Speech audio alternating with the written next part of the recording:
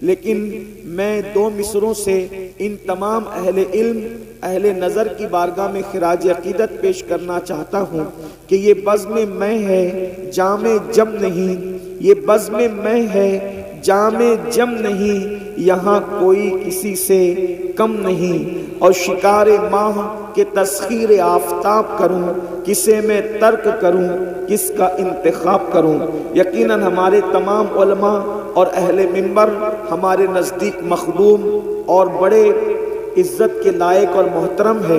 میں نے جس آیہ کریمہ کے جس حصے کی تلاوت کی ہے، اللہ تبارک و تعالی اس کے متعلق مجھے حق کہنے اور آپ سب کو حق سن کر اس پر عمل کرنے اور اسے عام کرنے کی توفیق عطا فرمائے۔ میرے پیارے آقا صلی اللہ علیہ وآلہ وسلم کے پیارے دیوانوں، اس وقت پوری دنیا میں ایک خوف کا ماحول ہے۔ تقریباً 15-20 دن سے پوری دنیا ایک خوف کے ماحول کے اندر زندگی گزار رہی ہے۔ اس کی وجہ یہ ہے، خوف اور دہشت کی وجہ یہ ہے کہ اس وقت سیریا اور ترکی کے اندر جو خطرناک اور خوفناک زلزلے آئے ہیں، ان زلزلوں کو دیکھ کر کے ہر انسان لرزہ برندام ہے، ان زلزلوں کو دیکھ کر کے ہر انسان متزلزل ہے، ہر انسان پر ایک خوف و ہراس کی کیفیت طاری ہے۔ اور ترکی اور شام کے اندر جو زلزلے آئے ہیں، اسی کے ساتھ ساتھ دانشوروں نے یہ بھی پیشن گوئی کی ہے کہ اب وہ صرف 2 ملکوں میں زلزلوں کی بات نہیں ہے، بلکہ کئی ملکوں پر اس وقت زلزلوں کی پیشن گوئی کی تلوار لٹک رہی ہے، یعنی کئی ملکوں کے اندر مزید زلزلے آ سکتے ہیں۔ اس لیے ہر انسان بے چین ہے، ہر انسان بے قرار ہے، ہر انسان مضطرب ہے۔ اللہ اکبر! آپ نے یوٹیوب کے ذریعے سے اور ویڈیوز کے ذریعے سے اور نیوز کے ذریعے سے شام اور ترکی کا زلزلہ دیکھا ہوگا۔ بڑی بڑی عمارتیں اللہ اکبر زمین کے سینے کے اندر دفن ہو گئی۔ آپ ذرا غور فرمائیں، میرے آقا صلی اللہ علیہ وآلہ وسلم کے دیوانوں، جس وقت ٹرکی میں زلزلہ آیا، کیا ٹرکی والوں نے یا سیریا والوں نے کبھی سوچا بھی ہوگا کہ ہمارے درمیان ایک ایسا عذاب آئے گا؟ اور وہ لوگ جو دولت کے اندر کھیل رہے تھے، وہ لوگ جو دولت کی ریل پیل میں مست تھے، کیا انہوں نے سوچا تھا کہ وہ خیمے میں پناہ لینے پہ مجبور ہو جائیں گے؟ لوگوں کو بھیک دینے والے ان کے ہاتھوں میں بھیک کے کٹورے آ جائیں گے۔ اللہ اکبر! میرے آقا صلی اللہ علیہ وآلہ وسلم کے پیارے دیوانوں، یاد رکھنا، مصیبت کسی پر بھی آئے، مومن کی شان یہ ہے کہ مومن کسی بھی مصیبت زدہ کو دیکھ کر اس سے عبرت حاصل کرتا ہے۔ کسی مفکر نے کہا تھا، اگر دوسروں کو دیکھ کر تم عبرت حاصل نہیں کرو گے تو تم بھی عبرت بنا دیے جاؤ گے۔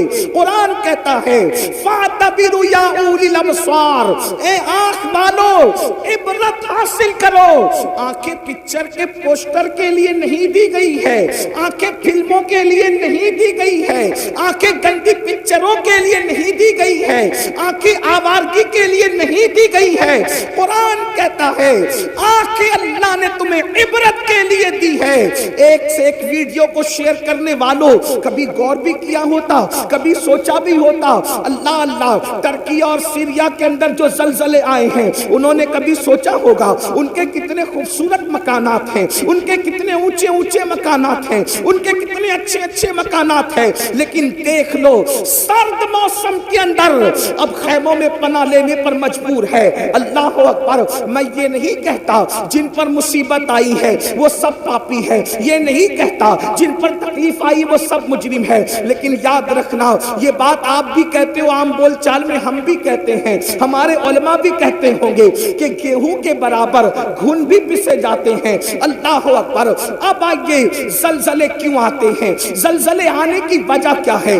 اگر ہم نے اس پر نظر نہیں کی تو اللہ نہ کرے جتنی سخت مصیبت میں وہ گرفتار ہے، اس سے بڑی مصیبت ہم پر بھی آ سکتی ہے۔ میرے آقا صلی اللہ علیہ وآلہ وسلم کے دیوانوں، زلزلے آنے کی 2 وجوہات بتائی جاتی ہے۔ ایک تو طبعی وجہ ہے جس کو سائنسداں لوگ بتاتے ہیں، یعنی کہ جو ہے وہ سیال مادوں میں ایسا ہوتا ہے تو زلزلہ آتا ہے، پھر کہتے ہیں کہ پلیٹوں کے اندر اختلاف ہو جاتا ہے تو زلزلہ آتا ہے۔ گویا کہ طبعی وجوہات، جیسے مثال کے طور پر ہم بیمار پڑتے اس کی ایک طبعی وجوہات ہے، اس کی چند طبعی وجوہات ہے۔ مثال کے طور پر زکام ہو گیا تو کیوں ہوا؟ تو کہا دہی کھا لیا تو کھانسی آ رہی ہے، اسی طریقے سے ٹھنڈا پی لیا تو زکام ہو گیا، اسی طریقے سے جو ہے شربت پی لیا تو یہ ہو گیا۔ یہ وجوہات طبعی وجوہات بتائی جاتی ہے، لیکن ایک دوسری وجہ ہوتی ہے اور وہ حقیقی وجہ ہوتی ہے اور وہ سچی وجہ ہوتی ہے۔ یاد رکھنا، آپ سے پوچھنا چاہتا ہوں، اگر شربت بیمار کرتا ہے، توجہ کرنا، اگر شربت سردی کرتا ہے تو 4 لوگ شربت پیتے ہیں، سردی ایک ہی کو کیوں ہوتی ہے؟ 3 لوگوں کو کیوں نہیں ہوتی؟ اگر سب کو شربت نقصان پہنچاتا تو نقصان سب کو پہنچانا چاہیے تھا۔ اسی طریقے سے اگر مرچی سے موشن ہوتے ہیں تو 4 لوگوں نے کھائی تو ایک ہی کو کیوں ہوئی، 3 کو کیوں نہیں ہوئی؟ اس کا مطلب یہ ہے ہم ریزن تلاش کرنے میں طبعیات میں تو پھنسے ہوئے ہیں لیکن حقیقت پر ہماری نظر نہیں ہے۔ لیکن آج کے قرآن و سنت کو ماننے والوں، جب بھی کوئی مصیبت آتی ہے تو ہم قرآن اور حدیث میں اس کی وجہ تلاش کرتے ہیں۔ کیا وجہ ہے؟ قرآن و حدیث میں تلاش کریں۔ میں آپ سب کی توجہ چاہتا ہوں، ذرا غور فرمائیں۔ اللہ اکبر۔ اب طبعی وجوہات تو بتا دی گئی، سیال مادوں نے ایسا ہوا تو ایسا ہو گیا، پلیٹوں میں ایسا ہوا تو ایسا ہو گیا، یہ ہو گیا تو یہ ہو گیا، لیکن حقیقی وجہ کیا ہے؟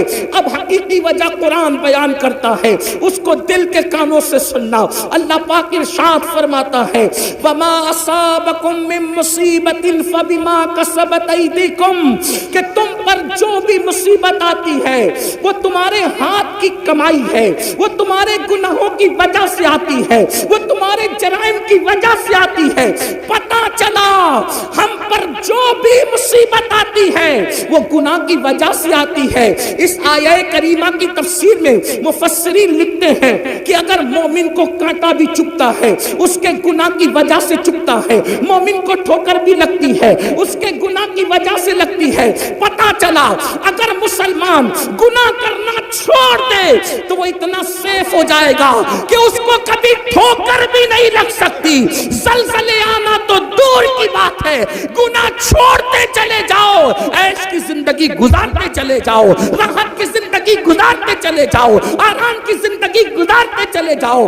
حیرت کی بات یہ ہے آرام کی زندگی سب چاہتے ہیں، راحت کی زندگی سب چاہتے ہیں، سکون کی زندگی سب چاہتے ہیں، آرام کی زندگی سب چاہتے ہیں، قرار کی زندگی سب چاہتے ہیں، لیکن گناہ کوئی چھوڑنا نہیں چاہتا۔ اللہ اکبر۔ بڑی معذرت کے ساتھ میں یہ نہیں کہتا کون کیا کرتا ہے، لیکن ہر انسان اپنے آپ میں ڈوب کر سوچے۔ کہنے والے نے کہا تھا اپنے من میں ڈوب کر پاجا سراغ زندگی، اپنے من میں ڈوب کر پاجا سراغ زندگی، تو اگر میرا نہیں بنتا نہ بن، اپنا تو بن۔ مسلمانوں ہم اپنے تو بن جائیں، اپنے آپ میں ڈوب کر سوچو میں کیا کرتا ہوں۔ توجہ کرنا، یہ محفل تو کیا کرتا ہے اس کی نہیں ہے، یہ محفل خود احتسابی کی محفل ہے۔ یہ ہمارے علماء کی پشت پناہی میں یہ جو فقیر قادری عرض کر رہا ہے، آج ہم یہ نہیں کہیں گے تو کیا کر رہا ہے، کون کیا کر رہا ہے، آج ہم اپنے آپ میں ڈوب کر سوچیں میں کیا کر رہا ہوں، میں کیا کر رہا ہوں۔ قرآن کہتا ہے یا ایھا الذین آمنوا علیکم انفسکم، اے ایمان والو اپنی فکر کرو۔ آج مسلمان کے اندر یہ بیماری پیدا ہو گئی، تو کیا کر رہا ہے، وہ کیا کر رہا ہے، کون کیا کر رہا ہے۔ اس لیے ہر آدمی دوسرے کو مجرم ٹھہراتا ہے، خود احتسابی نہیں۔ ہمارے بزرگوں میں کیا طریقہ تھا، میں کیا کر رہا ہوں۔ ایک مرتبہ سلطان العارفین حضرت بایزید بسطامی کے دور میں بارش بند ہو گئی، بارش بند ہو گئی۔ لوگوں نے کہا بارش بند ہو گئی، چلو سلطان العارفین بایزید کے پاس۔ یہ بایزید کون؟ سید الطائفہ، طاؤس العلماء۔ حضرت جنید بغدادی فرماتے ہیں جو مرتبہ فرشتوں میں جبریل امین کا ہے، وہ ولیوں کی کائنات میں اللہ نے سید سلطان العارفین حضرت بایزید بسطامی کو مقام عطا فرمایا۔ جیسے فرشتوں میں جبریل، ویسے ولیوں میں بایزید بستامی. یہ بات جنید بغدادی نے اس وقت کہی، ابھی سرکار غوث پاک کی آمد نہیں ہوئی تھی، ان کی آمد سے پہلے یہ بات کہی گئی. آپ سے پوچھتا ہوں، جو ولیوں میں جبریل کی طرح ہے، جیسے فرشتوں میں جبریل، ویسے سلطان العارفین بایزید ولیوں میں ہے، ایسی ہستی کے پاس لوگ آ کے کہتے ہیں بارش بند ہو گئی. توجہ کرنا، اپنے دور کی بے مثال ہستی جس کی بارگاہ میں داتا علی حجویری جیسے لوگ خراج عقیدت پیش کریں، جس کی بارگاہ میں جنید بغدادی جیسے لوگ خراج عقیدت پیش کریں، جس کی بارگاہ میں سر سختی جیسے لوگ خراج عقیدت پیش کریں، وہ سلطان العارفین حضرت بایزید بستامی رضی اللہ تعالیٰ کے پاس جب لوگ پہنچے، حضرت بارش نہیں ہو رہی، کیا فرماتے ہیں؟ میں جان گیا کیوں بارش نہیں ہو رہی. توجہ کریں، میں جان گیا کیوں بارش نہیں ہوئی. کہا میرے گناہ حد سے بڑھ گئے، میرے گناہ حد سے بڑھ گئے، اس لیے اللہ نے میری وجہ سے بارش روک لی. ایک کام کرتا ہوں، میں ہی شہر چھوڑ کر کے چلا جاتا ہوں. جب مجرم اور پاپی شہر سے نکلے گا تو جس کی وجہ سے بارش رکی ہے پھر باران رحمت کا نزول ہو جائے گا. لوگ حیرت زدہ رہ گئے. اتنی بڑی ہستی، اتنی بڑی شخصیت جس کی زندگی میں کبھی تہجد فوت نہ ہو، جس کا مقام اور مرتبہ مقام شہودی اور حضوری میں یہ ہو کہ خود فرماتے ہیں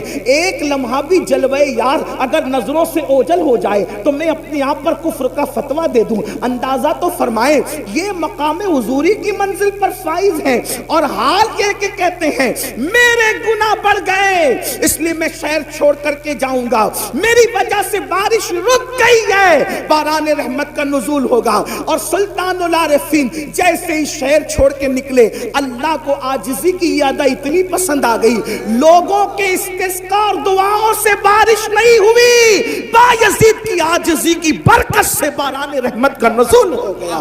حیرت کی بات یہ ہے جو گناہگار نہیں تھے، جو مجرم نہیں تھے، وہ اپنے آپ کو گنہگار سمجھتے تھے. اور یہاں حال یہ ہے جو کبھی اٹھ کر کے مسجد بھی نہیں جاتے، ان کو یہ غرور اور گھمنڈ ہے کہ مولانا ہم جنت میں نہ جائیں گے تو کون جائے گا. جن کا حال یہ ہے کہ وہ کھڑے ہو کر استنجا کرتے ہیں تو 3 دن تک کے غسل نہیں کرتے، ناپاکی کی حالت میں زندگی گزارتے ہیں، جو غسل جنابت کے حوالے سے اتنے غافل ہیں کہ 3-4 دن ناپاک پڑے رہتے ہیں، ان کو بھی یہ گھمنڈ ہے کہ مولانا ہم جنت میں نہ جائیں گے تو کون جائے گا. آؤ ترکی اور سیریا کے زلزلے کے تناظر میں ہم دیکھیں زلزلے کیوں آتے ہیں، اس کے آنے کی وجہ کیا ہے تو ہم حدیث میں تلاش کرتے ہیں. امام اہل سنت نے بھی جو ہے وہ روایت لکھی ہے فتاوی رضویہ شریف کے اندر، پہلے وہ کوٹ کر دوں اس کے بعد آگے بڑھتے ہیں.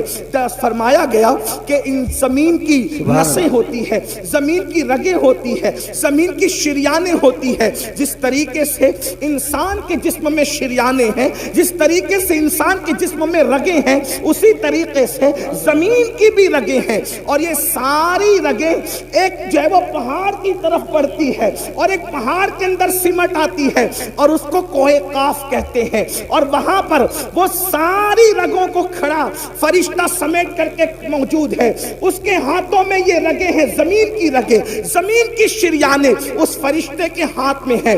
جب بھی کسی زمین کے خطے پر، جب بھی کسی زمین کے حصے پر ظلم ہوتا ہے، پاپ ہوتے ہیں، جرائم ہوتے ہیں، زنا اور بدکاری ہوتی ہے، شراب عام ہو جاتا ہے، سود عام ہو جاتا ہے، اللہ کی نافرمانی عام ہو جاتی ہے، زمین کے جس حصے پر گناہ اور جرائم عام ہو جاتے ہیں، پھر قدرت کی طرف سے حکم ہوتا ہے زمین کی اس رگ کو پکڑ کر کے حرکت دے دو تاکہ لوگوں کو پتا چل جائے کہ اللہ سونے سے بھی پاک ہے، اللہ اونگنے سے بھی پاک ہے، اللہ تمہارے جرائم سے بے خبر نہیں ہے، اللہ تمہارے گناہوں سے بے خبر نہیں ہے، وہ تم سب کو دیکھ رہا ہے. اللہ اکبر. اور جب وہ نس پکڑ کر، وہ رگ پکڑ کر فرشتہ حرکت دیتا ہے تو زمین پر زلزلے کے جھٹکے نمودار ہوتے ہیں. اللہ اللہ اکبر میری قوم کے جوانوں، پتہ چلا جب زمین پر اللہ کی عبادت کرنے کی بجائے جب زمین پر ظلم کیا جاتا ہے، جب زمین پر حرام کام کیے جاتے ہیں، جب زمین پر اللہ اکبر نوتل میں کمی کی جاتی ہے، اس وقت زمین پہ زلزلے آتے ہیں اور مجرموں کی وجہ سے بے گناہ بھی اس کا شکار ہو جاتے ہیں۔ اللہ اکبر، کیا یہ جرائم ہمارے اندر نہیں؟ ایک مرتبہ ام المومنین امام حاکم اپنی مستدرک میں لکھتے ہیں، لیکن محدثین نے اس حدیث کی سند پر جرح بھی کی ہے۔ اللہ اکبر، بعض محدثین نے جرح کی، امام حاکم نے اس کو صحیح کہا، لیکن میں امام حاکم کی جو ہے وہ صحت کی بات کو سامنے رکھ کر بالکل نصیحت کے طور پر یہ بات پیش کرتا ہوں۔ ایک مرتبہ ایک جوان ام المومنین سیدہ عائشہ صدیقہ کے پاس آیا۔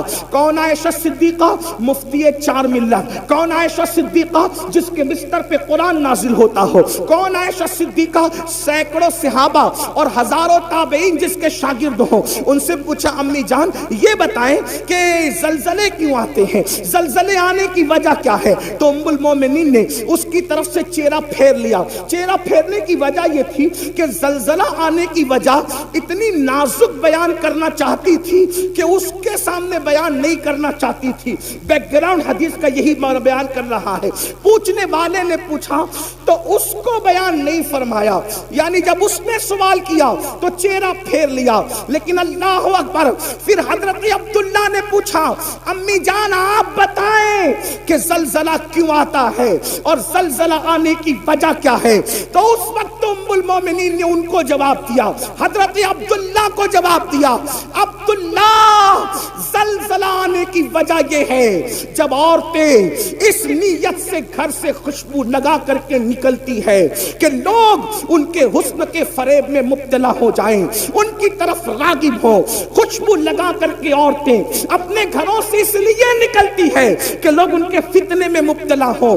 پھر اس وقت زلزلے آتے ہیں جب عورتیں نامحرم اور مردوں کے سامنے، جب عورتیں نامحرم مردوں کے سامنے، اجنبی مردوں کے سامنے ننگی ہونے لگتی ہے، زنا کے لیے تیار ہو جاتی ہے، اپنے جسم کو پیش کرنے لگتی ہے، اس وقت زلزلے آتے ہیں۔ اللہ اکبر، ابھی آگے اور بھی روایتیں پڑھی جائے گی، اگر وقت رہا تو جتنا وقت مجھے دیا گیا میں اسی میں گفتگو مکمل کروں گا، لیکن آپ کی توجہ چاہتا ہوں۔ آپ سے پوچھتا ہوں کیا ہماری بہن بیٹیاں آج گھروں سے عطر لگا کر نہیں نکل رہی ہے، خوشبو لگا کر نہیں نکل رہی ہے، پرفیوم لگا کر کے نہیں نکل رہی ہے، خوبصورت بن کر کے نہیں نکل رہی ہے، میک اپ کر کے نہیں نکل رہی ہے؟ آج اللہ اکبر مسلمانوں کا حال یہ ہو گیا، شادی کے موقع پر صرف چہرے بنانے کے لیے بیوٹی پارلروں میں جتنا خرچ ہوتا ہے اگر اس کا اندازہ لگایا جائے تو لاکھوں روپے صرف بیوٹی پارلر کی نظر ہو جاتے ہیں۔ میں پوچھنا چاہتا ہوں مسلمانوں، صرف داڑھی رکھنے سے ہم نجات نہیں پا سکتے، صرف 5 وقت کی نماز بھی ہمیں نجات کے سائل تک نہیں پہنچا سکتی، سروں پر ٹوپیاں رکھنا بھی ہمیں نجات تک نہیں پہنچا سکتا۔ اس وقت تک جب تک کہ ہم پورے دین پر عمل نہ کریں، ہم نے دین کی چند چیزوں کو اٹھا لیا، کسی کو نماز آسان پڑی اس نے نماز اٹھا لیا، کسی کے چہرے پہ داڑھی آسان پڑ گئی اس نے داڑھی رکھ لی، کسی نے ٹوپی کو آسان سمجھا اس نے ٹوپی پہن لی۔ یاد رکھنا دین کو رسومات بنانے والوں، یہ رسمی عبادتیں نجات کے سائل تک نہ لے جائے گی۔ میرے نبی نے فرمایا والعاقبۃ للمتقین، نعرہ تکبیر، آخرت صرف پرہیزگاروں کے لیے ہے، آخرت متقیوں کے لیے ہے۔ بلکہ یہاں تک فرمایا جو لوگوں کے سامنے ٹوپیاں پہنے، نمازیں پڑھے، روزے رکھے، نیک عمل کرے، اور جو تنہائی کے اندر پاپ اور گناہ کرے، اللہ ان کی عبادتوں کو ان کے منہ پہ مار دے گا۔ خدا کو ایسی عبادتوں کی کوئی حاجت نہیں ہے، میرا اللہ حاجت اور ضرورت سے پاک ہے، اسے کسی کی عبادت کی ضرورت نہیں ہے، وہ بے نیاز ہے۔ مسلمانوں بتاؤ تو صحیح، اللہ اکبر، ہماری بیٹیاں بیوٹی پارلروں میں جائیں، ہماری بیٹیاں خوشبو لگائیں، ہماری بیٹیاں اجنبی مردوں کے سامنے ننگی ہو جائیں۔ اب کچھ لوگ سوچتے ہوں گے کہ یہ مولوی یہ بات کیوں کر رہا ہے کہ بیٹیاں ننگی ہو جائیں؟ میں کہتا ہوں صرف کپڑا اتارنا ہی ننگا پن نہیں ہے۔ اگر دوسری حدیث پر نظر ڈالیں تو ذرا اپنے آپ میں ڈوب کے سوچے کہ کتنوں کی بیٹیاں ننگی ہیں. بڑی معذرت کے ساتھ سفید ریش میرے بزرگ علماء بھی بیٹھے ہیں, ان کا ادب بھی میرے سامنے ہے, لیکن اگر انجیکشن نہ لگائیں, آپریٹ نہ کریں, آپریشن نہ کریں, تو یہ قوم ہمیں ملتی کہاں ہے؟ جب ہم منبر پہ نہ بولے تو کہاں بولے؟ لوگ کہتے ہیں اتنی اوپن تقریر نہیں ہونا چاہیے. میں نے کہا جب لوگ اوپن گناہ کر رہے ہیں تو اوپن اصلاح کرنے کا ہمیں حق نہیں؟ جو قوم گناہ کرنے میں اوپن ہو گئی تو کیا ہم اس قوم کو آئینہ نہیں بتا سکتے؟ اور اللہ نیتوں کو جانتا ہے. فحش بات کرنے کی ہماری عادت نہیں, اللہ نیتوں کو جانتا ہے. لعنت اللہ علی الکاذبین, جو جھوٹ بولے اس پہ لعنت ہے. ہمیں شوق نہیں یہ بات کرنے کی, لیکن آپ سے پوچھتا ہوں, آپ اگر یہ سوچتے ہیں, ام المومنین نے کہا مردوں کے سامنے عورتیں ننگی ہوگی, زلزلے آئے, عورتیں ننگی نہ ہو رہی. ایک حدیث میں اللہ کے رسول علیہ السلام نے فرمایا قیامت کے قریب عورتیں کپڑے پہن کے بھی ننگی ہوگی. تو صحابہ نے پوچھا آقا کپڑے پہن کے ننگی ہونے کا کیا مطلب ہے؟ وہ فرمایا اتنے باریک اور پتلے پتلے کپڑے پہنے گی کہ کپڑے پہن کر بھی ان کا جسم نظر آئے گا. اتنے تنگ اور چست پہنے گی کہ مفہوم ہے کہ جسم کا نشیب و فراز دکھے گا. تو یہ بھی تو ننگے پن کی, کپڑا پہن کر بھی ننگی ہے. مردوں کو اس کا کوئی خیال نہیں. ایک باپ جب جمعہ کی محفل میں مسجد کے اندر یہ خطاب سنتا ہے تو کہتا ہے مولوی لوگ پرانے خیال کے لوگ ہیں. مولوی پرانے خیال کا نہیں ہے, ہم دین کے پابند ہیں. لوگوں کو اگر ترقی کرنا ہے تو لوگ آگے جائیں, اور مسلمان کو اگر ترقی کرنا ہے تو وہ پیچھے نبی کے قدموں میں آئے. سبحان اللہ. ہمیں کل بھی ترقی ملی تھی تو قدم ناز مصطفیٰ کے صدقے میں ملی تھی, اور اگر آج بھی ترقی ملے گی تو نبی کے قدموں میں ملے گی. لوگ کہتے ہیں نبی کے قدموں میں کیا رکھا ہے؟ میں کہتا ہوں جب ماں کے قدموں میں جنت ہے تو نبی کے قدموں میں کیا رکھا ہے اس کا اندازہ آپ خود ہی لگا سکتے. نعرہ تکبیر, نعرہ قدموں میں جو ہے غیر کا منہ کیا دیکھے, کون نظروں پہ چڑھے دیکھ کے تلوا کے. ایک بھائی اپنی بہن پہ کنٹرول نہیں کر سکتا, ایک باپ اپنی بیٹی پہ کنٹرول نہیں کر سکتا, ایک شوہر اپنی بیوی پہ کنٹرول نہیں کر سکتا. اگر کنٹرول نہیں کر سکتے تو دل کے کانوں سے سن لو, اپنی نماز, اپنے روزے, اپنے حج, اپنے صدقات, اپنے عمرہ پر گھمنڈ کرنے والوں, اگر اپنے گھر کی عورتوں کو کنٹرول نہیں کرتے تو اللہ نے جنت کے دروازے پہ لکھ دیا ہے کہ جنت دیوسوں کے لیے حرام ہے. حرام, جنت دیوسوں کے لیے حرام ہے.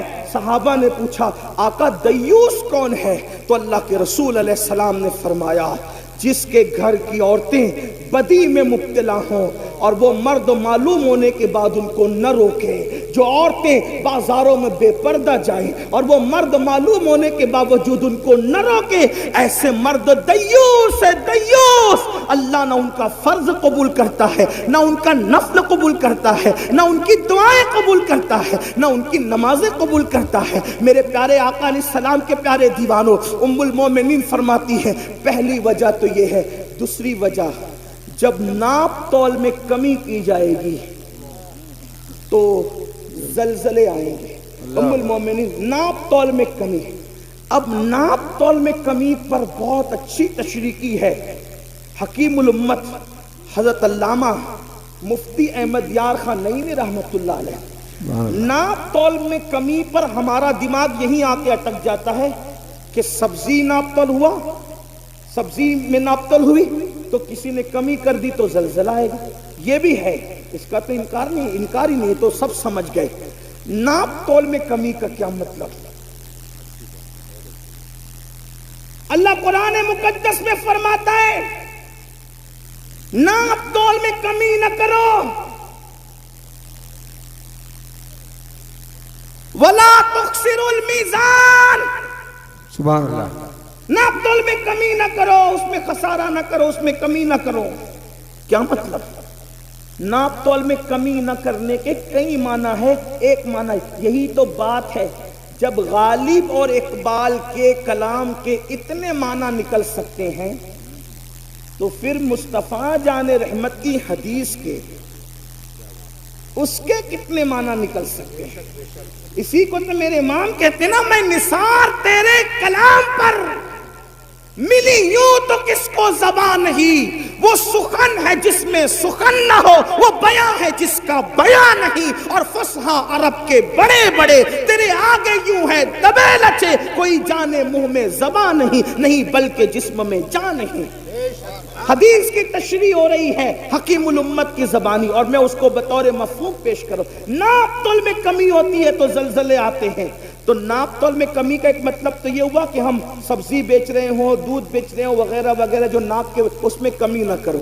اب ناپ تول میں کمی کا ایک معنی یہ بھی ہے کہ کسی کا ہم پہ حق نکلتا ہے تو ہم تو اس کو مانگتے ہیں، لیکن جب ہم پر نکلتا ہے تو اس کو نہیں دیتے. ناپ تول میں کمی کا ایک مفہوم یہ بھی ہے. بھئی یہ بھی تو لینا دینا ہے نا، اگرچہ اس کا کوئی دکھنے والا ترازو نہیں ہے، لیکن بہرحال ہمیں دینا تو اس کا حق ہے. ہر آدمی حق مانگ رہا ہے. حق دینے والے کتنے ہیں؟ کیا بے شمار سفید لباس پر ہمیں وہ کرسی پہ بیٹھے ہوئے حاجی نمازی نظر نہیں آتے جنہوں نے اپنی بہنوں کا حق مار کر کے رکھا ہے؟ کیا بات، کیا جو بات. اپنی بہنوں کو حصہ نہیں دیتے. کیا بے شمار ایسے لوگ نہیں ہیں جنہوں نے اپنے بھائیوں کا حق دبا رکھا ہے، اپنے بھائیوں کو حق نہیں دیتے؟ اگر اللہ نے طاقت دی، 4-6 لوگ ماننے جاننے والے ہوئے تو بڑا بھائی چھوٹے بھائی کو کہتا ہے جا جو کرنا ہے کر لے، میں نہیں دوں گا. اور پھر اس کے بعد اس کے ننگے پن پر کوئی انصاف کرنے کون سامنے آتا ہے؟ کون آتا ہے آنکھ میں آنکھ ڈالنے کے لیے؟ کون آتا ہے کسی کو حق دلانے کے لیے؟ کون آتا ہے کسی کے حق کے لیے؟ اللہ اکبر. بلکہ لوگ کہتے ہیں یار وہ تو ننگا آدمی ہے، وہ تو دادا آدمی ہے، وہ تو بھائی گیری کرتا ہے، اس کے پاس جائیں گے تو یہ ہوگا اور یہ ہوگا اور یہ ہوگا اور یہ ہوگا. سن لو، جس وقت حق تلفی کی جا رہی ہو اور پھر لوگ جو حاجی نمازی اور دیندار کہلانے والے کسی کے حق کے لیے اس کے ساتھ کھڑے نہیں ہیں تو وہ بھی تیار ہو جائیں زلزلوں کے جھٹکوں کے لیے، وہ بھی تیار ہو جائیں اللہ کے عذاب کے لیے. یہاں تو جھٹکے ہوں گے اور زمین کے اندر جو ہوگا اس کا انجام کیا ہوگا؟ اللہ اکبر. بڑی معذرت کے ساتھ ایک بات میں آپ کو بتاؤں جس کو فقی ابو اللیث سمرقندی رحمت اللہ علیہ نے اپنی کتاب میں لکھا ہے، ذرا دھیان سے سننا. آج ہم ہر سال عمرہ کے لیے جا رہے، اللہ مبارک کرے، حج کے لیے بھی جا رہے ہیں، مسجد کے متولی بھی بن گئے، 50-50 ہزار 5-5 لاکھ مدرسوں کے اندر چندے بھی لکھانے، بہت اچھی بات ہے، لیکن بہن کو حصہ نہیں دے رہے ہیں اور بہن بھانجوں سے لڑ رہے ہیں. آپ جانتے ہیں، آئیے ذرا سنیے اور دل کے کانوں سے سنیے بہن کی حق تلفی کرنے کا انجام کیا ہے. میں نے حوالہ پڑھ دیا، جس کو رجوع کرنا اس طرف کرے، اور میں اس کو اپنے الفاظ کے جامع میں پڑھنے لگا ہوں. اللہ اکبر. آج جانتے ہیں اللہ یہ جو رسومات ہے، دراصل جب شادی ہوتی ہے تو جہیز لوگ اس لیے بھی مانگ لیتے ہیں کہ یہ لوگ کے یہاں تو حصہ دینے کا رواج ہی نہیں ہے، حصہ ملے گا نہیں، اس لیے جتنی بھیک مانگنا ہے مانگ لو. اور آپ کو ایک بات بتاؤں، جب سے یہ جہیز مانگنے کا مطالبہ ہم نے شروع کیا ہے اور ہمارے سماج میں شروع ہوا ہے، ایک بات تو آپ کو بتاؤں،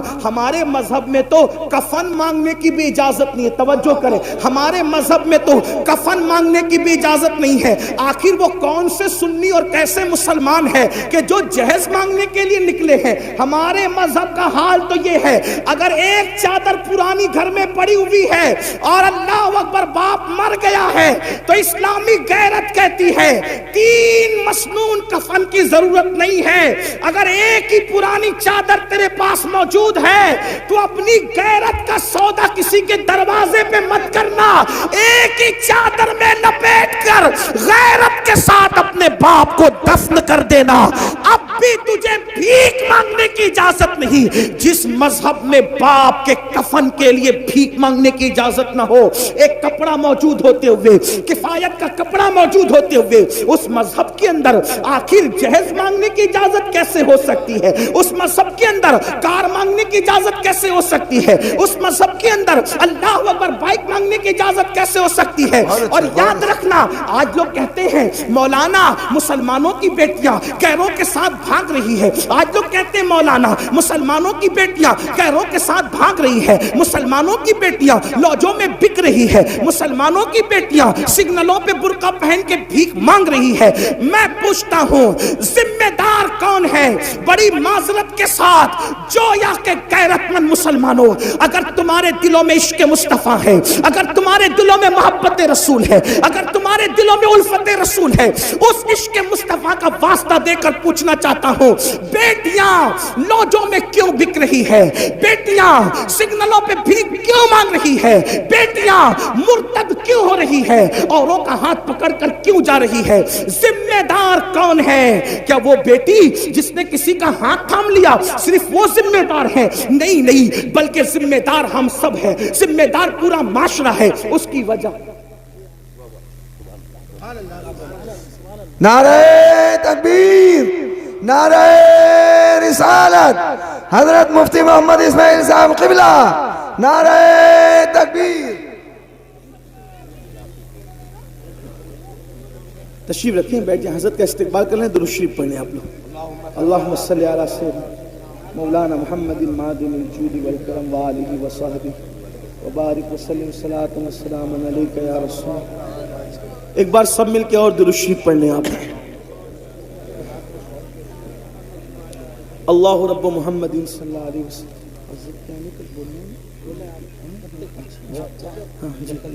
بڑی نوازش، سب مل کے درود شریف پڑھیں، بلند آواز سے درود شریف پڑھیں۔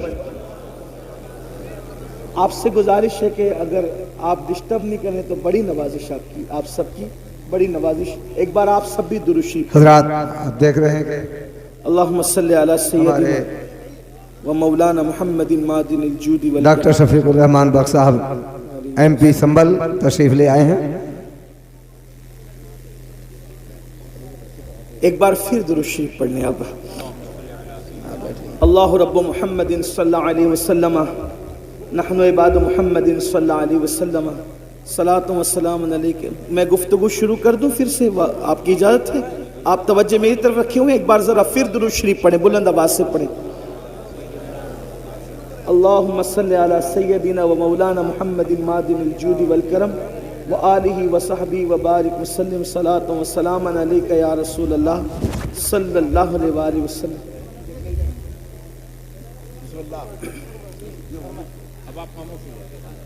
پھر درود شریف پڑھنے ایک مرتبہ۔ اللہم صلی علی سیدنا و مولانا محمد معدن الجود والکرم وآلہ وصحبہ وبارک وسلم صلاۃ و سلام علیک یا رسول اللہ صلی اللہ علیہ وسلم۔ کھلے کھلے دل سے ذرا عاشقوں کی طرح سب درود شریف پڑھ لیں۔ اللہم صلی علی سیدنا و مولانا محمد معدن الجود والکرم وآلہ وصحبہ وبارک وسلم صلاۃ و سلام علیک یا جد الحسن والحسین۔ تو یہ بات ہمارے معاشرے میں ہوتی ہے کہ بیٹیاں بھاگ رہی ہیں، مرتد ہو رہی ہے، مذہب چھوڑ رہی ہیں۔ ذمہ دار کون؟ صرف وہ جانے والی بیٹیاں ذمہ دار نہیں ہیں، اس کے ذمہ دار ہم بھی ہیں، کیونکہ ہم نے شادی کے نام پر اتنی رسومات کو ایجاد کر دیا، اتنی رسومات کو ایجاد کیا کہ اب ہر کس و ناکس کے لیے شادی ممکن نہ رہی، شادی مشکل ہو گئی۔ جبکہ میرے اور تمہارے نبی صلی اللہ علیہ وآلہ وسلم نے فرمایا نکاح اتنا آسان کر دو کہ زنا کرنا مشکل ہو جائے۔ آپ کی توجہ، جس نبی کے کہنے پر کلمے کو تم نے سچا مانا، ہم نے سچا مانا، جس نبی کے کہنے پہ اللہ کو ایک مانا، جس نبی کے کہنے پہ قرآن کو اللہ کی کتاب مانا، جس نبی کے کہنے پر اللہ کا دین اسلام مانا، اسی نبی نے تو یہ بھی فرمایا نا کہ نکاح اتنا آسان کر دو کہ زنا کرنا مشکل ہو جائے۔ آپ سے پوچھتا ہوں، آج ہم نے زنا آسان کیا ہے، نکاح مشکل کیا ہے۔ ایک انسان 1000-2000 روپے میں زنا تو کر سکتا ہے، لیکن 1000-2000 میں نکاح نہیں کر سکتا، جبکہ اللہ کے رسول نے یہ فرمایا نکاح اتنا آسان کرو کہ زنا مشکل ہو جائے۔ ہم نے نکاح کو مشکل کیا۔ بڑی معذرت کے ساتھ سیرے کی رسم ہے، ہلدی کی رسم ہے، مہندیوں کی رسم ہے، یہ رسم ہے، جہیز کی رسم ہے، وہ رسم ہے، خدا جانے کتنی رسومات کو ایجاد کیا۔ آپ سے پوچھتا ہوں اسلام کا رسومات سے کیا تعلق ہے؟ اللہ اکبر۔ آج میں آپ کو بتاؤں، ہمارے مذہب میں توجہ کرنا، ہمارے مذہب میں نکاح اتنا آسان تھا، نکاح اتنا آسان تھا کہ جنگ کے میدان میں بھی نکاح ہو رہا تھا۔ حیرت کی بات یہ، جنگ کے میدان میدان میں بھی نکاح ہو رہا تھا. آپ سے پوچھنا چاہتا ہوں, اور جنگ کے میدان میں جس کا نکاح ہوا وہ کوئی اور ہستی نہیں. آپ سوچتے ہوں گے کہ کسی ایرے گہرے کا نکاح جنگ کے میدان میں ارجنٹ ہو گیا. آپ یہ بھی سوچتے ہوں گے, کیونکہ سوچ پر کسی کی پابندی نہیں, لیکن میں آپ کو بتانا چاہتا ہوں علماء کی موجودگی میں, اللہ کی کائنات میں جو سب سے بڑی ہستی ہے ان کے برابر کوئی نہیں ہو سکتا. موسیٰ و عیسیٰ, داؤد و ابراہیم اور اسماعیل علیہ السلام, یہ سب کے سب جس کے پیچھے مقتدی بن کر کے کھڑے ہیں وہ محمد الرسول اللہ کا نکاح خیبر کے جنگ کے میدان میں ہوتا ہوا نظر آ رہا ہے. آپ سے پوچھنا چاہتا ہوں کیا حضرت صفیہ کے ساتھ میدان جنگ کے اندر رسول اللہ کا نکاح نہ ہوا, اور پھر اتنی سادگی سے ہوا کہ صحابہ میں اختلاف ہو گیا کہ حضور نے صفیہ سے نکاح کیا یا نہیں کیا. علماء جانتے ہیں میں کوئی نئی بات نہیں کر رہا ہوں, لیکن توجہ کرو, سال بھر پہلے سے شادیوں کی رسموں کو رچانے والوں, معراج کے دولہا کا نکاح میدان میں ہو رہا ہے, اور اتنی سادگی سے ہو رہا ہے کہ صحابہ میں اختلاف ہوا نکاح ہوا یا نہیں ہوا. تو صحابہ میں سے چند صحابہ نے کہا کیوں بحث کرتے ہو, انتظار کرو. اگر رسول اللہ نے حضرت صفیہ کو پردہ کرا دیا تو سمجھ لینا کہ نکاح ہو گیا, اور اگر پردہ نہیں کرایا تو سمجھنا کہ نکاح نہیں ہوا. آپ سے پوچھنا چاہتا ہوں, جب معراج کے دولہا کا نکاح اتنی سادگی سے ہوتا ہے تو تم کون اور تمہاری حیثیت کیا, ہم کون اور ہماری حیثیت کا. لیکن ظلم کا برا ہو, مسلمان کو نبی کی سنت کب یاد آتی ہے, کب یاد آتی نبی کی سنت؟ مسلمان کو نبی کی سنت اسی وقت یاد آتی ہے جب اس کا اپنا فائدہ ہوتا ہے. مطلب وہ سنت کا نہیں, اپنے فائدے کا پابند ہے. ایک بات آپ کو بتاؤں, مسلمان کتنی سادگی سے کہتا ہے مولانا جہیز دینا تو سنت ہے نا, رسول اللہ نے اپنی شہزادی کو جہیز دیا, اور جہیز دینا سنت ہے, جب سنت ہے تو دو. ہم نے کہا یہ بہت بڑے محققین اور علماء ہیں, میں ایک بات آپ سے کہتا ہوں, ہمت کہہ کے کہتا ہوں, اگر غلطی ہوگی تو ابھی اصلاح ہوگی, اور اگر یہ اصلاح کر دیں گے ابھی کر دیں گے. اگر صحیح کہہ رہا ہوں اور غلط کہہ رہا ہوں تو اصلاح کر دیں گے, صحیح کہہ رہا ہوں تو آپ کو ماننا چاہیے. رسول اللہ نے اپنی بیٹی کو جہیز نہیں دیا, جہیز دینا کوئی سنت نہیں. یہ ایک طالب علم کا, قرآن اور حدیث کے طالب علم کا دعویٰ ہے. مناظرے مباحثے اور اس کا شوق نہیں ہے, نہ میں مناظر ہوں نہ میں بحث والا آدمی ہوں, لیکن ایک میں آپ کی عدالت میں ایک بات رکھ رہا ہوں علماء کی توجہ کے ساتھ. توجہ آپ کی اسی بات توجہ سے سن لیں, جہیز دینا سنت نہیں ہے. جب دینا سنت نہیں تو لینا بھی سنت نہیں. پھر آپ کہیں گے کہ وہ مثنوی میں, پھر مفتی احمد یار خان نعیمی نے, اور پھر فلاں اور پھر فلاں بزرگوں نے جو جہیز کی فہرست بنائی ہے اس کے بارے میں تو کیا کہتا ہے؟ میں کہتا ہوں وہ فہرست صحیح ہے, فہرست سے مجھے کوئی اختلاف نہیں, لیکن تھوڑا سمجھ میں ہمارے فیر ہو رہا ہے. کیا فیر ہو رہا ہے؟ ایک بات بتاؤں آپ کو دھیان سے, نہ جہیز دینا سنت نہ لینا سنت. یہ ایک سبق سنانے کی نیت سے عرض کر رہا ہوں. علامہ اللہ بخش صاحب اگر موجود ہیں, پیچھے ہے کیا, پشت پناہی کر رہے کیا؟ بہت دور چلے گئے. نہ دینا سنت نہ لینا سنت, تو کافر. وہ فہرست میں نے کہا صحیح, مثنوی میں فہرست وہ بھی صحیح, مفتی احمد یار خان نعیمی نے بنائی وہ بھی صحیح. تو کافر میں نے کہا وہ بس سمجھ کا پھیر ہوا. اللہ کے رسول نے وہ جو جہیز دیا ہے, جہیز وہ سیدہ فاطمہ کو نہیں دیا, بلکہ وہ اپنے بھائی علی مرتضیٰ کو دیا. نمبر ایک سیدہ کو نہیں دیا, بیٹی کو نہیں دیا, بھائی کو دیا. اگر آپ بھی بھائی کے لیے لاکھوں خرچہ کرتے ہیں تو امین القادری تمہارا تلوہ چومنے کے لیے تیار ہے. حضور نے بیٹی کو نہیں دیا, اپنے بھائی کو دیا. داماد بھی نہیں کہہ رہا ہوں, ورنہ کسی کو چور دروازے سے گھسنے کا راستہ ملے گا. بھائی کو دیا. اب بھائی کو کیوں دیا؟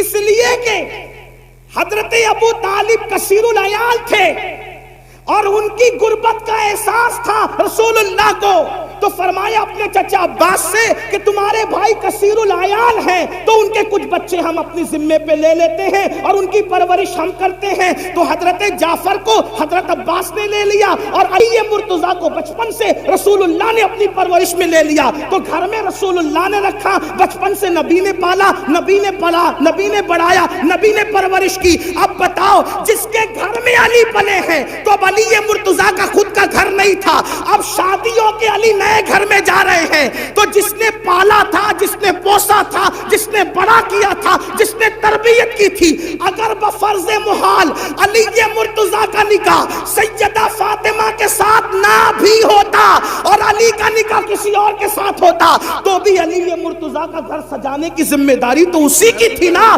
جس نے بچپن سے پرورش کی تھی, جس نے بچپن سے پرورش کی تھی, انہی کی ذمہ داری تھی. تو لوگوں کو مغالطہ یہ ہو رہا ہے کہ جہیز بیٹی کو دی, بیٹی کو جہیز نہیں دیا, بھائی کے لیے انتظام کیا. یہ تو ایک بات میں نے کہہ دی. دلیل کیا؟ اب دلیل سن لیں.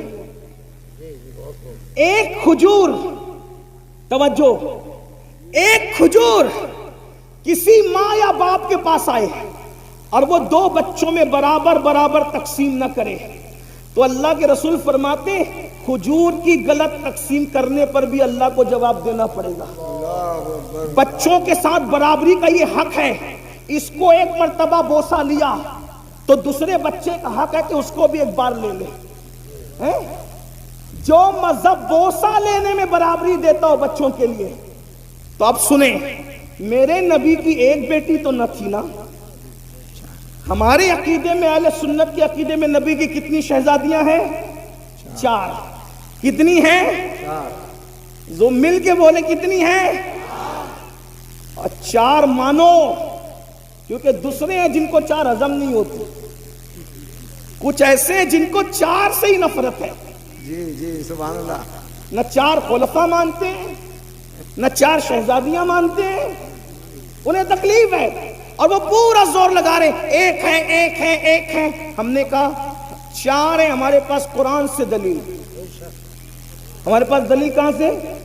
علماء موجود ہے. یہ ابن کثیر نے کہا اور یہ اس نے کہا اور اس نے کہا, میں نے کہا جب قرآن کہہ دے تو پھر کوئی کثیر نہیں, کوئی کامل نہیں, کچھ نہیں. جس کی بات قرآن سے ٹکرائے گی اگرچہ وہ ہمارا سب سے بڑا امام کہلائے پھر بھی ہم اس کی بات نہیں مانیں گے, کیونکہ قرآن, صاحب قرآن ہمارے لیے پہلے نمبر پر ہے. صحیح بات ہے, یہی تو ہے نا. ہمارے امام نے جب اعلان کیا کہ میرا کوئی قول حدیث سے صحیح سے ٹکرا جائے اسے چھوڑ دیا جائے, یہی ہے ہمارا اصول.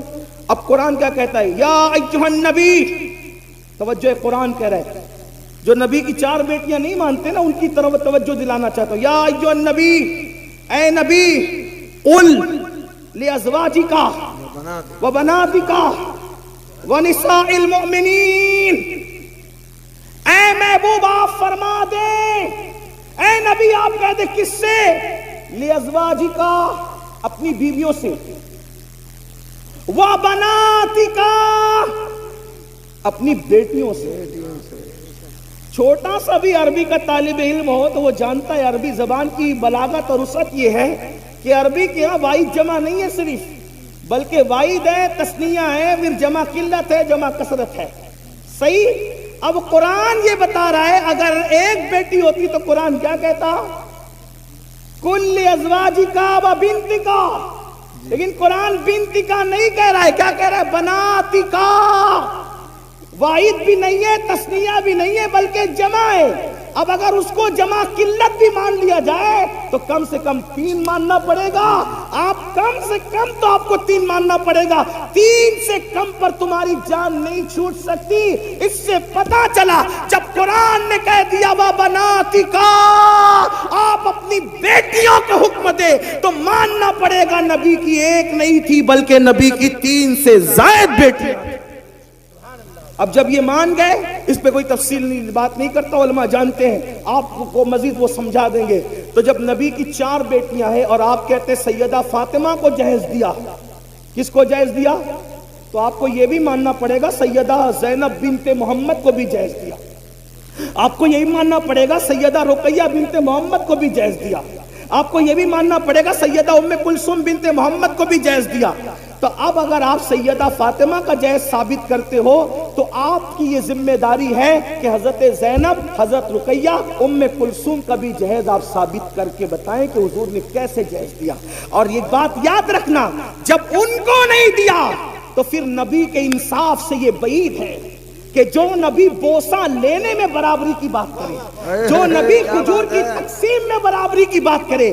یہ کیسے ہو گیا کہ ایک بیٹی کو جہیز دیا اور 3 بیٹیوں کو جہیز سے محروم رکھا؟ معاذ اللہ ثم معاذ اللہ. اب اس سے بڑھ کر ایک دلیل، یہ تو تم اور میں ہے جو سنتوں کو معاذ اللہ عمل نہیں کرتے، سنتوں پر توجہ نہیں کرتے. لیکن آپ سے پوچھنا چاہتا ہوں، چلے جس علی کو جہیز ملا تھا ان کو تو پتا ہے نا کہ رسول اللہ نے بیٹی کو جہیز دیا، تو پھر علی مرتضیٰ نے بھی اپنی بیٹیوں کا نکاح کیا.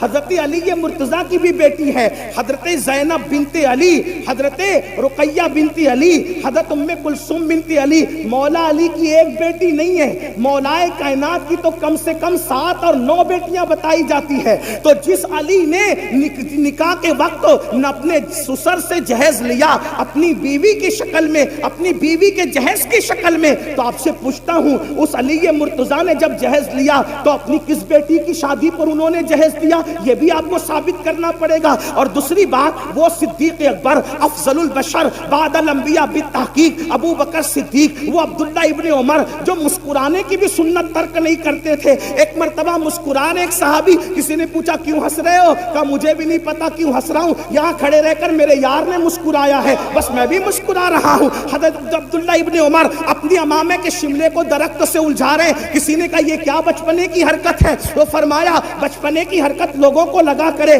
دراصل ایک سفر میں نبی کے ساتھ تھا، نبی کا شملہ درخت سے الجھ گیا، میرا نہیں الجھتا، اس لیے الجھا کر کے اس سنت پر عمل. چوسنے کی سنت نہ چھوڑے، جو اللہ اکبر، جو درخت سے شملہ الجھانے کی سنت نہ چھوڑے.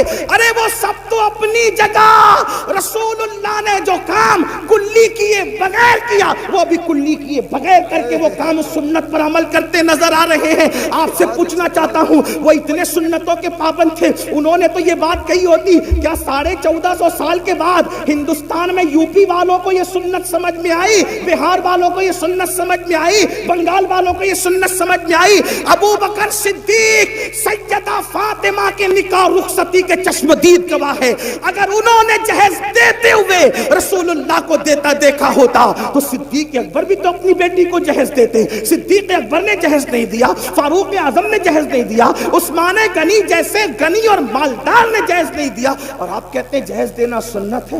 یہ ذمہ داری تو میرے ان محقق بھائیوں کے سر پر ہے جو ہم پر مسلط کرنے کے جہیز دینا سنت. محقق سے مراد علماء نہیں ہے، محقق سے مراد یہ ہوٹل پہ بیٹھے ہوئے لوگ ہیں جو بغیر علم کے فتوی، علماء نے تو کبھی تائید کی ہی نہیں. ارے کیا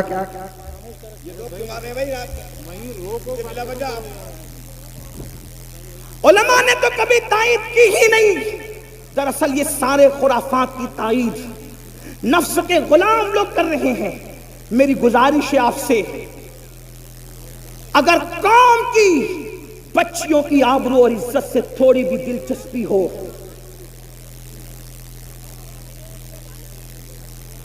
شاید حضرت تشریف لا چکے ہیں، ہماری محفل کے خصوصی خطیب حضرت علامہ شاکر علی نوری صاحب قبلہ حضرت کا استقبال فرما لیں، اور پھر اس کے بعد آگے کا پروگرام بقیہ تقریر پھر کسی موقع پر. السلام علیکم ورحمۃ اللہ.